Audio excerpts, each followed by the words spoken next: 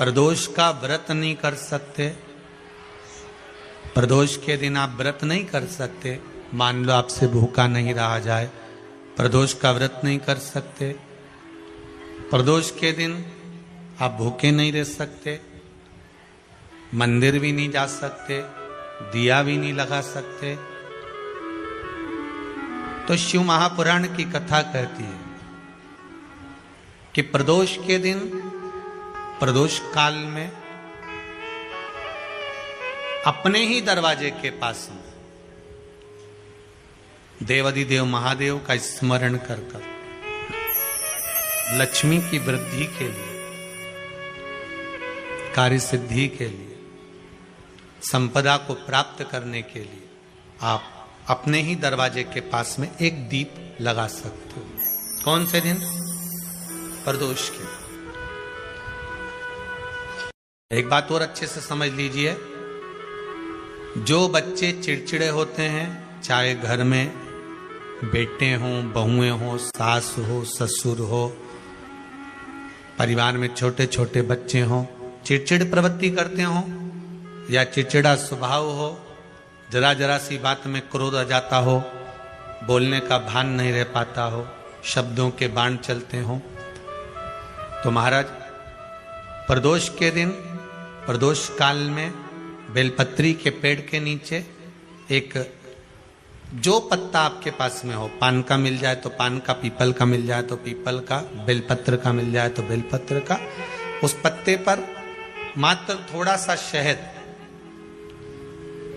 और 7 दाने चावल के रखकर घी का दिया लगा दो महाराज, और थोड़ा सा जल हाथ की अंजलि में लेकर भगवान देवाधिदेव महादेव का स्मरण कर कर कि इस बेलपत्री के वृक्ष के नीचे माता लक्ष्मी, पार्वती, सरस्वती विराजमान है। इसी बेलपत्री के पेड़ के नीचे मेरे देवाधिदेव महादेव का 12 ज्योतिर्लिंग का स्वरूप प्रकट है। उनका स्मरण कर कर जल चढ़ा दीजिए और उसका स्मरण कर लो जो चिड़चिड़ प्रवृत्ति करता हो, क्रोध करता हो, जिसको बोलने का भान नहीं होता हो, सम्मान नहीं देता हो, अपशब्द कहते हो, उनका स्मरण कर कर आप छोड़ेंगे। एकदम एक प्रदोष करेंगे, दूसरे प्रदोष तक तो आपको कोई दिक्कत ही नहीं। 2-3 प्रदोष कर कर देखिए, बाबा कृपा करें। बच्चों को पढ़ने का कह रहे हो, पढ़ने बैठो, पढ़ने बैठो, पढ़ने बैठो, पढ़ने बैठो, तो एक आध प्रयास बच्चों के लिए भी कर लिया करो कि भाई ठीक है। जैसे बैकुंठ चतुर्दशी वाला उपाय हमारे YouTube पर भी डला हुआ है, आप उसको निकाल कर सुनना। बैकुंठ चतुर्दशी के दिन प्रयास करना, बच्चे लोग विद्या में प्रबल होंगे।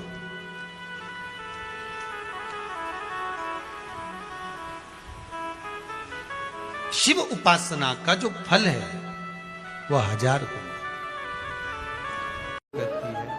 लक्ष्मी जी ने बेलपत्र के वृक्ष के नीचे साधना करना प्रारंभ करा। जैसे ही मां लक्ष्मी ने बेलपत्र के वृक्ष के नीचे साधना करना प्रारंभ करा तो देवाधिदेव महादेव कुछ ही समय में, प्रदोष काल के समय पर लक्ष्मी जी के सामने शंकर भगवान प्रकट हुए। शिव जी ने पूछा, लक्ष्मी तुम्हें क्या चाहिए? लक्ष्मी जी कहती हैं, मेरी यह अश्व की योनि, मुझे अश्वी बनना पड़ा, घोड़ी बनना पड़ा, इस अश्व की योनि से मैं मुक्त हूं। पर प्रभु, इस अश्व की योनि से मुक्त तो हूं, पर मेरे प्रभु ने मुझे घोड़ी बनाया है, अश्व बनाया है। मैं चाहती हूं मेरे नारायण मुझे इसी घोड़ी की योनि में, अश्वी की योनि में प्राप्त करें। इस घोड़ी की योनि में, इस अश्वी की योनि में मेरे स्वामी, मेरे नारायण मुझे प्राप्त। ठीक है, भगवान भोलेनाथ जी ने कहा आप चिंता ना करें। जिस प्रदोष काल में आप बेलपत्री के वृक्ष के नीचे आती हो,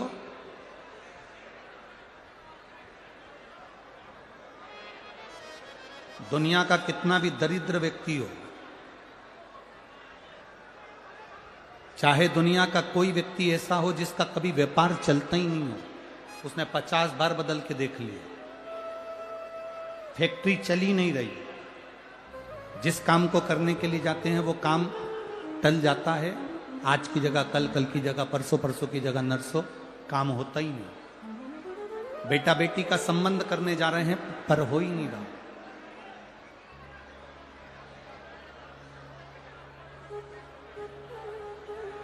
कितना भी दरिद्र से दरिद्र व्यक्ति हो, कितना भी दीन से दीन व्यक्ति हो, एक नियम वो अगर अपनी जिंदगी में बना ले, प्रदोष काल में, प्रदोष के समय पर बेलपत्री के वृक्ष के नीचे एक बार जाकर नमन करना और प्रदोष काल में शंकर भगवान के मंदिर में दिया लगाना, ये 2 चीजें अगर वो 3 महीना भी लगातार कर ले तो उसके जीवन में कभी कोई समस्या आ ही नहीं सकती, कोई दुख आ ही नहीं सकता। एक नियम बना, जैसे जिस नारी को, जिस पुरुष को, जिस बच्चे को, जिस बड़े को चर्म रोग हो जाता है, चमड़ी सफेद पड़ने लगती है, जब चमड़ी सफेद पड़ने लगती है, चर्म रोग जैसा जब हो जाता है या चर्म रोग उसको घेरने लगता है, चमड़ी जब सफेद पड़ने लगे या चमड़ी काली पड़ने लगे, या चर्म रोग सोराइसिस जैसी बीमारी तक के लिए है हमारे।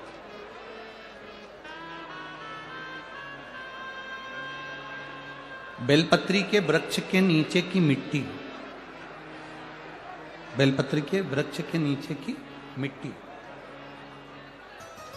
उसको जिस पात्र के अंदर शिवलिंग बनाने के लिए हम गलाएं,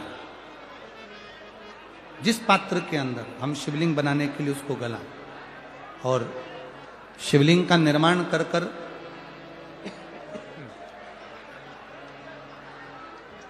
हम बेलपत्री के वृक्ष के नीचे उसका पूजन करें, उसका विसर्जन करें। और बेलपत्री के नीचे की जो मिट्टी है, जिस पात्र में गलाई जाती है, उस पात्र के पानी का स्नान, उस मिट्टी का थोड़ा सा भाग अपने शरीर पर लगाकर, जहां सफेद चमड़ी हो रही हो या श्वेत चमड़ी हो रही हो वहां लगाकर और उसका स्नान करना यदि हम प्रारंभ करें। परंतु प्रदोष जैसे अपन शंकर भगवान के मंदिर जाते हैं, दर्शन करते हैं, पूजन करते हैं, उसी तरह बेलपत्री के वृक्ष के नीचे की मिट्टी को गलाकर हम शिवलिंग का निर्माण करते हैं।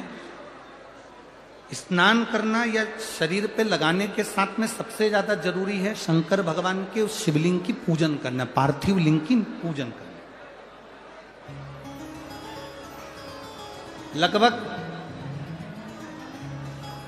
2 शिवरात्रि निकलेगी महीने की और बाबा जहां जहां से चमड़ी सफेद हो रही होगी वहां वहां से धीरे धीरे बाबा अपने असली रंग को देना प्रारंभ कर देता है। इतना बेलपत्री के वृक्ष की पार्थिव लिंग निर्माण और पूजन की उस मिट्टी का इतना वर्णन हमारे शास्त्र करते हैं, इतना वर्णन।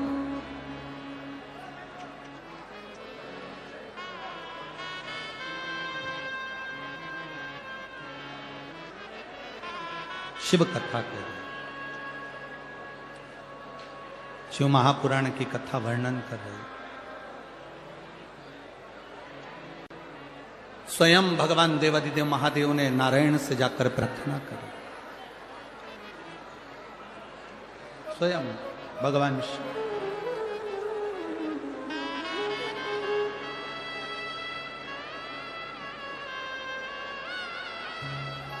शंभु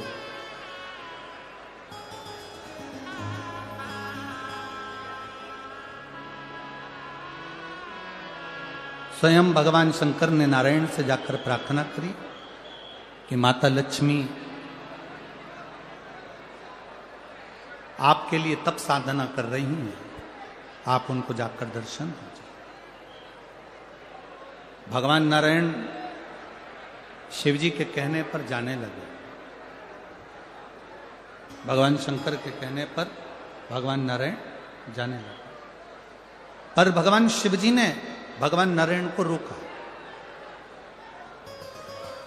और भगवान शिव जी ने नारायण को रोककर कहा, प्रभु रुको, मेरा निवेदन केवल इतना सा है, जैसे माता लक्ष्मी घोड़ी बनकर, अश्वी बनकर पृथ्वी पर गई हैं, आप अश्व बनकर पृथ्वी पर जाकर लक्ष्मी को लेकर आए। भगवान स्वयं नारायण अश्व बनकर पृथ्वी पर जाते हैं और लक्ष्मी जी को लेकर आते हैं।